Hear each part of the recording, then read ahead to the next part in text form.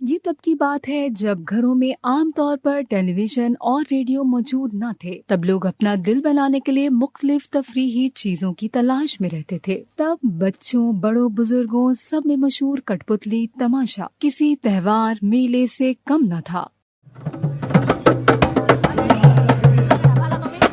دور دراز علاقوں سے لوگوں کی بڑی تعداد ایک جگہ جمع ہو جاتی اور کٹ پتلی تماشا دیکھنے کا انتظار کرتی، جہاں خوبصورت رنگوں والے ملبوسات سے مزین یہ کٹ پتلیاں لوگوں کا دل بہلاتے۔ ان کی باتوں کو لوگ سنتے، خوش ہوتے اور تالیاں بجاتے۔ کٹ پتلی تھیٹر کی ایک بہت قدیم شکل ہے۔ یہ ہندوستان اور قدیم یونان میں 5ویں صدی قبل مسیح میں ریکارڈ کی گئی تھی۔ کٹ پتلیوں کی کچھ شکلیں 3000 سال قبل مسیح میں شروع ہوئی ہوں گی۔ کٹ پتلیوں کی بہت سی شکلیں ہوتی ہیں، لیکن وہ سب ایک کہانی سنانے کے لیے بے جان پرفارم کرنے والی اشیاء کو متحرک کرنے کے عمل میں شریک ہوتی ہیں۔ اس قسم کی کارکردگی کو پینٹومائم کہا جاتا تھا، جو یونانی الفاظ آل اور میمیسس سے آتا ہے، جس کا مطلب نقلی رویہ ہے۔ لفظ کٹ پتلی لاطینی لفظ پپس سے آیا ہے، جس کا مطلب ہے چھوٹی لڑکی۔ کٹ پتلیوں کو اصل میں مذہبی تقریبات اور رسمی رقص میں استعمال کیا جاتا تھا۔ کچھ مورخین کا خیال ہے کہ کٹ پتلیوں کو قدیم مصر میں جادو کے کرتب دکھانے کے لیے بھی استعمال کیا ہوگا۔